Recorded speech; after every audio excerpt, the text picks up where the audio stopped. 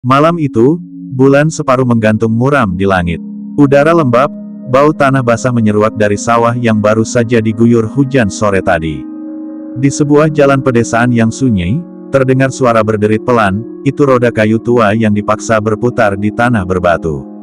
Gerobak sederhana, catnya terkelupas, hanya bertuliskan cat putih pudar, jagung bakar manis, Mbah Warso. Di belakang gerobak, seorang kakek tua dengan tubuh bongkok, kulit keriput terbakar matahari, dan wajah penuh garis usia berjalan perlahan. Di pundaknya tersampir handuk kecil yang sudah lusuh, basah oleh keringat. Topi caping reyot melindunginya dari embun malam. Dialah Mbah Warso, pedagang jagung bakar keliling yang sudah puluhan tahun menggantungkan hidupnya dari arang dan jagung manis. Ah, semoga malam ini ada pembeli. Lumayan buat besok beli beras, gumamnya lirih, sambil mendorong gerobaknya. Biasanya ia berkeliling di sekitar pasar desa atau alun-alun kecil tempat anak muda nongkrong. Tapi malam itu, entah kenapa, jalan yang dilaluinya terasa berbeda. Seperti panjang tak berujung. Pepohonan di sisi jalan semakin rapat, dan angin yang berhembus membawa aroma asin laut meski desa itu letaknya jauh dari pantai. Perlahan, bangunan-bangunan aneh mulai bermunculan di kiri kanan jalan. Bukan rumah desa biasa, tapi semacam pendopo besar berdinding kayu hitam yang ukirannya tak pernah dilihat Mbah Warso sebelumnya. Jendelanya memancarkan cahaya kehijauan yang berkilauan seperti zamrud, dan dari celah-celah dindingnya keluar kabut tipis. Di depan tiap bangunan, berdiri obor besar dengan nyala api berwarna kebiruan, menari-nari ditiup angin laut yang entah dari mana datangnya. Jalanan yang tadinya sepi, kini terdengar samar gamelan dan suara sinden melantunkan tembang Jawa. Mbah Warso berhenti sejenak, jantungnya berdegup keras. Lah, iki piye tu? Kok ora kaya dalan biasane, lo, ini bagaimana? Kok tidak seperti jalan biasanya? Tangannya gemetar memegang gagang gerobak. Ia menoleh ke belakang. Anehnya, jalan yang ia lalui tadi sudah hilang. Yang ada hanyalah kabut tebal, menutup pandangan. Di depan, jalan itu semakin terang oleh cahaya obor, seakan-akan mengundangnya untuk melangkah lebih jauh. Dari kejauhan terdengar riuh rendah suara orang tertawa, bercakap-cakap, dan aroma wangi kembang setaman bercampur bau dupa. Dengan langkah ragu, Mbah Warso mendorong gerobaknya lagi. Tak sadar, ia telah memasuki sebuah dunia lain. Dunia yang bukan untuk manusia biasa sepertinya. Dunia di mana malam itu, ada sebuah pesta besar yang sedang berlangsung, pesta pernikahan yang tak pernah ia bayangkan sebelumnya. Dan tanpa ia ketahui, itu adalah pernikahan anak Nyi Roro Kidul, sang penguasa Laut Selatan. Mbah Warso mendorong gerobaknya dengan langkah ragu, roda kayu tua itu berderit-derit seakan menjerit ketakutan. Di setiap ayunan langkah, suara gamelan makin jelas terdengar, berpadu dengan suara sinden yang melengking lirih, seperti datang dari dasar lautan. Semakin maju, semakin terang jalan itu oleh cahaya obor berapi kebiruan. Dan di ujung jalan, terbentang sebuah lapangan luas yang tak pernah ia lihat sebelumnya. Di tengah lapangan berdiri pendopo megah dengan tiang-tiang menjulang tinggi, berukir naga laut yang seakan hidup dan melilit hingga ke atas. Atapnya bertingkat 3, bersinar kehijauan seperti sisik ikan terkena cahaya bulan. Di dalam pendopo itu, keramaian luar biasa sedang berlangsung. Meja-meja panjang berjajar rapi, penuh dengan hidangan yang tak masuk akal, piring berisi ikan-ikan besar yang masih bergerak meski sudah disajikan, kendi-kendi emas berisi air laut yang memantulkan cahaya, serta kue-kue berwarna aneh yang harum tapi menusuk hidung. Yang membuat Mbah Warso terperanjat bukanlah makanannya, melainkan para tamu yang hadir. Di sisi kiri, duduk para lelaki berpakaian bangsawan Jawa lengkap dengan belangkon, namun wajah mereka pucat, bola mata mereka putih polos tanpa hitam. Di sisi kanan, duduk wanita-wanita cantik berambut panjang hingga menyentuh lantai, mengenakan kebaya hijau dan kebiruan yang berkilau. Saat tertawa, gigi mereka terlalu tajam, seperti gigi ikan hiu. Di sudut lain, ada pula sosok-sosok tinggi besar berkulit gelap, matanya menyala merah, mengenakan jarik lusuh tapi kepala mereka menyerupai kuda laut dan hiu. Mereka tertawa keras, suaranya seperti gemuruh ombak menghantam karang. Sementara itu, di atas pendopo, tirai putih sutra terpasang lebar. Dari balik tirai, terlihat siluet seorang wanita agung yang duduk di singgasana. Rambutnya panjang mengalir, kepalanya dihiasi mahkota emas berbentuk ombak. Itu tak lain adalah Nyi Roro Kidul, Sang Ratu Laut Selatan. Tiba-tiba, seorang tamu dari meja depan menunjuk Mbah Warso yang berdiri bingung di tepi lapangan. Suaranya berat, menggema. "Luo, ono wong anyar teka, pedagang jagung bakar." Sekejap, seluruh tamu berpaling. Ratusan pasang mata, mata putih, mata merah, mata hijau, menatap ke arah Mbah Warso. Suara gamelan berhenti. Sunyi mendadak menusuk telinga. Jantung Mbah Warso hampir copot. Ia ingin kabur, tapi kaki dan tangannya seakan membeku. Gerobaknya bergoyang, satu jagung jatuh dari rak dan terguling di tanah. Lalu, dari dalam pendopo, terdengar suara wanita merdu, namun dalamnya bagaikan gelombang pasang. "Siapakah engkau, kakek tua? Mengapa datang ke pernikahan putriku tanpa undangan?" Suara itu bergema ke seluruh lapangan. Semua makhluk tamu pesta terdiam, menunggu jawaban. Dengan tubuh gemetar, Mbah Warso menunduk. Suaranya terbata-bata. Ampun Gusti, kulo namung tiang alit, penjual jagung bakar. Kulo mboten sumerep dalan, ngidul-ngidul, lan sampun kesasar mriki. Ampun Gusti, saya hanya orang kecil, penjual jagung bakar. Saya tidak tahu jalan, hanya berkeliling, dan akhirnya tersesat ke sini." Beberapa tamu tertawa, suaranya seram, seperti kawanan burung gagak. Seorang wanita berambut panjang hingga lantai berbisik lirih, tapi cukup keras terdengar. "Jagung bakar di pesta agung ini. Menarik." Tiba-tiba, dari singgasana, terdengar tawa lembut namun menakutkan. Tirai sutra tersibak, menampakkan sosok Nyi Roro Kidul. Wajahnya sangat cantik, namun aura kebesarannya membuat semua yang memandang tak berani menantang. Matanya berkilau seperti samudera di malam purnama. "Baiklah," ucap sang ratu dengan senyum samar. "Kalau begitu, jadilah engkau penjual resmi di pesta ini. Bakar jagungmu, dan sajikan kepada para tamuku. Malam ini, jagung bakarmu akan jadi suguhan pengantin." Tamu-tamu bersorak, gamelan kembali berbunyi, suasana pesta menggila. Tapi di dada Mbah Warso, ketakutan makin menggila. Ia tahu, jagung bakarnya kini bukan sekadar dagangan. Ia sedang melayani para makhluk gaib di pesta perkawinan yang tak seorang manusia pun seharusnya melihat. Dan disinilah malapetaka itu dimulai. Dengan tangan gemetar, Mbah Warso mulai menyalakan arang di tungku kecil gerobaknya. Ia mengambil kipas bambu, mengipas-ngipas pelan hingga bara menyala merah. Api memercik, asap tipis mengepul ke udara. Namun anehnya, asap itu tak naik ke langit, melainkan melingkar-lingkar ke bawah, masuk ke dalam tanah seperti disedot sesuatu. Tamu-tamu pesta mendekat. Mereka duduk melingkar di sekitar gerobak tua itu. Mata-mata aneh berkilauan dalam cahaya obor kebiruan. Ada yang menjulurkan lidah panjang, ada pula yang hidungnya mengendus-endus bau jagung seperti binatang kelaparan. Mbah Warso berusaha tetap tenang. Ia mengeluarkan beberapa tongkil jagung manis dari karung kecil di bawah gerobaknya. Saat ia kupas kulitnya, terdengar bisikan-bisikan dari arah tamu. "Wah, kuning emas sekali jagung itu. Lihat, biji-bijinya berkilau, seperti mutiara. Daging manusia kalah manis dengan itu." Mbah Warso merinding mendengar bisikan itu. Ia menancapkan jagung ke tusukan kayu, lalu mulai memanggang di atas arang. Bau harum jagung bakar langsung menyeruak. Tapi bau itu bercampur dengan sesuatu yang aneh, seperti bau kemenyan, bunga melati, dan asin air laut. Tak lama, seorang tamu pertama mendekat. Ia seorang wanita berwajah cantik, kebaya hijau kebiruan, namun wajahnya tanpa alis dan matanya putih polos tanpa bola hitam. Ia tersenyum lebar, memperlihatkan gigi tajam seperti ikan barakuda. "Kakek tua, bakarkan satu untukku," ucapnya, suaranya lirih namun menusuk telinga. Mbah Warso dengan gemetar menyerahkan jagung bakar yang baru matang. Wanita itu mengambilnya, lalu menggigit. Suara krek-krek terdengar nyaring. Anehnya, setiap kali ia menggigit, biji jagung itu bukan hilang, melainkan berubah menjadi mutiara kecil yang menetes jatuh ke lantai pendopo. Para tamu berebut mengambil mutiara itu, tertawa-tawa histeris. "Hahaha, luar biasa, jagung manusia ini bisa melahirkan mutiara." Mbah Warso makin pucat. Ia tak berani menatap langsung. Tangannya terus membakar jagung satu demi satu. Tamu kedua datang, sosok tinggi besar berkulit gelap, wajahnya menyerupai ikan hiu. Ia menyambar jagung dari tangan Mbah Warso tanpa permisi. Begitu menggigit, jagung itu mengeluarkan darah segar yang menetes ke lantai. Tapi ia justru tertawa puas, darah itu ia jilat sampai habis.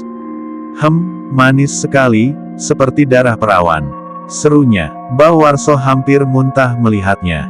Tapi ia tak berani berhenti. Di belakang, antrian tamu makin panjang. Ada yang tubuhnya menyerupai manusia, ada yang berwajah kuda laut, ada pula yang tubuhnya berkilau seperti sisik ikan. Semua berebut jagung bakarnya. Gamelan semakin cepat, suara sinden meninggi. Suasana pesta jadi semakin gila. Tiba-tiba, dari arah singgasana, Nyai Roro Kidul mengangkat tangannya. Suasana hening seketika, suara gamelan berhenti, tawa tamu lenyap. Semua menunduk hormat. Cukup, ucap sang ratu, suaranya bergema seperti ombak menghantam karang. Sekarang, bakarkan jagung yang terakhir, untuk pengantin. Semua mata tertuju ke Mbah Warso. Kakek tua itu menelan ludah. Tangannya gemetar saat meraih jagung terakhir dari karung. Anehnya, jagung itu berbeda. Biji-bijinya berwarna keemasan, bercahaya samar, seperti menyimpan api di dalamnya. Saat ia letakkan di atas bara, jagung itu langsung menyala dengan cahaya hijau, membuat seluruh pendopo terang benderang. Dari balik tirai sutra, terdengar langkah kaki pelan. Tirai tersibak, muncul sepasang pengantin. Laki-laki tampan dengan mata laut berwarna biru, rambut panjang bergelombang, mengenakan beskap hijau zamrud.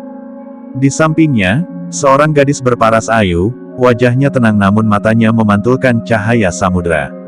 Bajunya kebaya putih berhiaskan mutiara, rambutnya dihias bunga melati yang berkilau. Itulah putri Nyi Roro Kidul yang sedang menikah malam itu. Seluruh tamu pesta bertepuk tangan keras. Suara mereka seperti badai. Mbah Warso bergetar hebat. Jagung emas itu matang tepat ketika pengantin tiba di hadapannya. Bau harum luar biasa memenuhi udara. Sang putri tersenyum lembut, lalu mengambil jagung itu dengan tangannya yang pucat namun indah. Tapi sebelum ia menggigit, ia menatap Mbah Warso dalam-dalam. Senyumnya berubah aneh, seolah menyimpan rahasia. "Terima kasih, kakek," ucapnya. "Mulai malam ini, engkau bukan lagi manusia biasa. Kau sudah menjadi bagian dari pesta kami." Kata-kata itu membuat darah Mbah Warso berhenti mengalir. Apa maksudnya? Bagian dari pesta. Dan saat jagung emas itu tergigit, tanah bergetar, angin laut masuk ke pendopo, dan air asin tiba-tiba menetes dari langit-langit. Pesta baru saja berubah menjadi sesuatu yang lebih menyeramkan. Begitu gigitan pertama jagung emas menyentuh bibir sang putri, udara di sekeliling pendopo mendadak berubah. Angin bertiup kencang, bukan angin gunung atau desa, melainkan angin asin laut yang menusuk hidung. Tirai sutra berkelebat liar, obor berkobar makin besar, nyalanya biru kehijauan seperti api yang terbakar di dasar samudra. Dari langit-langit pendopo, air asin menetes perlahan, mula-mula hanya beberapa tetes, lalu semakin deras, seperti hujan yang jatuh dari langit gaib. Lantai kayu mulai basah, kemudian menggenang. Tamu-tamu pesta tidak panik, malah tertawa-tawa, bersorak, menepuk-nepuk meja. "Hahaha, samudra pengantin sudah datang. Ini pertanda restu agung dari sang laut selatan." Namun bagi Mbah Warso, itu adalah mimpi buruk. Air asin terus mengalir, menutupi lantai hingga setinggi mata kaki, lalu lutut. Gerobaknya bergoyang, roda-rodanya mulai terangkat. Bara arang yang tadi menyala, padam dengan suara mendesis. Jagung-jagung yang belum terpanggang terapung di permukaan air. Jantung Mbah Warso berdegup keras. Ia ingin kabur, tapi setiap kali menoleh ke belakang, jalan keluar lenyap. Yang ada hanya kabut pekat berwarna hijau kebiruan. Suara gamelan kembali mengalun, namun kini berbeda, berat, dalam, seperti suara gong yang dipukul dari dasar lautan. Suara sinden berubah panjang, seperti jeritan, bergema hingga menusuk tulang. Sementara itu, sang putri pengantin menggenggam jagung emas yang sudah setengah tergigit. Dari jagung itu keluar cahaya menyilaukan, memancar ke seluruh pendopo, lalu menyatu dengan air yang menggenang. Dalam sekejap, lantai pendopo hilang. Seluruh ruangan berubah menjadi lautan luas. Mbah Warso terhuyung, tubuhnya nyaris tenggelam.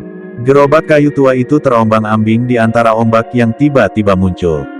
Namun anehnya, para tamu pesta tidak tenggelam. Mereka duduk di kursi-kursi mereka, tetap bersorak, tubuh mereka seakan menyatu dengan air. Beberapa dari mereka bahkan berubah wujud, ada yang tubuhnya memanjang menjadi ular laut, ada yang wajahnya berubah menjadi gurita, ada pula yang sirip-sirip besar tumbuh dari punggung mereka. "Selamat datang di Samudra Pengantin," teriak salah satu tamu, suaranya bergema seperti badai. "Mulai malam ini, kau adalah saksi sekaligus bagian dari kami, wahai pedagang jagung." Mbah Warso menjerit dalam hati. Ia bukan bagian dari mereka. Ia hanya kakek tua yang ingin berjualan demi sesuap nasi.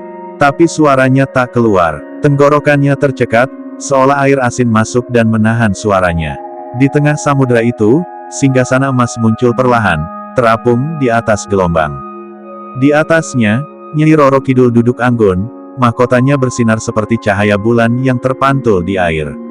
Senyumannya indah, namun matanya tajam, penuh kuasa. "Kakek tua," ucapnya, suaranya bergaung ke seluruh samudera. "Jagungmu telah menjadi sesaji, dan engkau telah menyeberang ke dalam dunia kami. Kau boleh memilih, tinggal di sini selamanya, atau tenggelam menjadi bagian dari dasar lautku." Tubuh Mbah Warso bergetar hebat. Ia ingin menangis, ingin pulang ke jalan desa, ingin kembali mendengar suara jangkrik dan bau tanah sawah, bukan badai laut dan teriakan makhluk gaib. Tapi pilihan yang ditawarkan Ratu Laut itu bukan pilihan seorang manusia biasa. Air makin tinggi, ombak makin keras. Gerobaknya hampir terbalik. Jagung-jagung yang tersisa hanyut terbawa arus. Lalu, dari dalam air yang bergelora, muncul bayangan hitam raksasa. Perlahan, kepala seekor ikan hiu putih raksasa muncul, matanya menyala merah, mulutnya terbuka lebar memperlihatkan ratusan gigi tajam. Ia berenang mengitari gerobak Mbah Warso, seperti menunggu perintah. Suara sang ratu kembali terdengar, dingin dan berwibawa. "Pilihlah sekarang, Mbah Warso, menjadi pelayan abadi di istanaku, atau dimakan oleh penjagaku." Mbah Warso gemetar hebat, air asin menetes dari dahinya bercampur dengan keringat dingin. Pandangannya kabur, antara sadar dan tidak. Dan pada saat itulah, ia merasa dunia berputar, seakan dirinya sedang ditarik ke dalam pusaran air raksasa. Tubuh Mbah Warso terseret ke tengah pusaran air yang muncul mendadak di bawah pendopo. Suaranya menderu bagaikan ribuan gong dipukul bersamaan. Air berputar-putar liar, menarik apa saja yang ada di atasnya. Gerobak jagung tua miliknya ikut terhisap, berputar cepat sebelum hancur berkeping-keping, kayu-kayunya terpecah bagai jerami. Mbah Warso menjerit, berusaha berenang, tapi tubuh renta itu terlalu lemah. Tangannya meraih ke sana kemari, namun yang ada hanya air asin yang menyakitkan mata dan tenggorokan. Di sekeliling pusaran, para tamu pesta bersorak, bertepuk tangan, tertawa dengan suara aneh. Sebagian berubah wujud sepenuhnya menjadi makhluk laut, berwajah hiu, bersisik naga laut, bertentakel gurita. Mereka menari di atas ombak, menikmati penderitaan seorang manusia yang tak sengaja masuk ke dunia mereka. Di tengah hiruk-pikuk itu, Nyai Roro Kidul berdiri dari singgasananya. Jubahnya berkibar, rambutnya yang panjang melayang seakan menyatu dengan arus laut. Matanya menatap tajam, penuh wibawa, namun ada sedikit senyum samar di wajahnya. "Lihatlah, semua," serunya, suaranya bergema menembus air. "Seorang manusia fana, pedagang kecil yang tak sengaja masuk ke pesta agung kita. Ia adalah tanda bahwa dunia darat dan laut tak pernah sepenuhnya terpisah. Dan kini, ia akan menjadi bagian dari samudraku selamanya." Pusaran air semakin kuat. Mbah Warso menutup matanya, pasrah. Dalam hatinya ia hanya sempat berbisik lirih. "Ya Allah, aku hanya ingin berjualan jagung, kenapa harus berakhir begini?" Lalu tiba-tiba, sesuatu yang aneh terjadi. Dari dalam saku bajunya yang lusuh, jatuh sebuah benda kecil, senter tua yang biasa ia pakai saat malam. Senter itu terbentur batu, dan anehnya, menyala terang, memancarkan cahaya putih kekuningan yang menusuk gelapnya samudera gaib itu. Cahaya itu mengenai pusaran, mengenai para makhluk pesta, hingga wajah mereka terdistorsi, menjerit marah. Beberapa menutupi mata mereka, beberapa mengeluarkan suara melengking. Bahkan sang putri pengantin yang cantik itu memekik, wajahnya tiba-tiba terlihat pudar, seolah bayangan di atas air. Nyai Roro Kidul mengerutkan alisnya. Aura marah terpancar dari tubuhnya. "Cahaya manusia, berani-beraninya kau bawa ke pestaku. Namun sudah terlambat. Cahaya itu semakin kuat, merobek pusaran air. Tubuh Mbah Warso terdorong ke atas, naik, terlempar dari arus yang memutar. Sekejap mata, ia terjatuh keras ke tanah. Semua riuh pesta hilang. Tak ada lagi samudera, tak ada lagi obor biru, tak ada lagi gamelan dan sinden. Yang ada hanyalah jalan desa yang gelap, sunyi, di bawah sinar bulan setengah. Mbah Warso terbaring dengan napas tersengal, tubuhnya basah kuyup penuh air asin. Gerobaknya lenyap, entah kemana. Jagung-jagungnya tak ada satupun yang tersisa. Yang tertinggal hanya handuk lusuh di bahunya, dan senter tua yang kini padam. Ia bangkit perlahan, tubuhnya gemetar hebat. Kakinya lemas, tapi ia bisa berdiri. Ia menoleh ke sekeliling, semua kembali normal. Hanya suara jangkrik dan kodok sawah yang terdengar.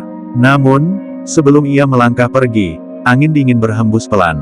Dari kejauhan, samar-samar ia masih mendengar suara sinden, lirih, seperti datang dari bawah tanah.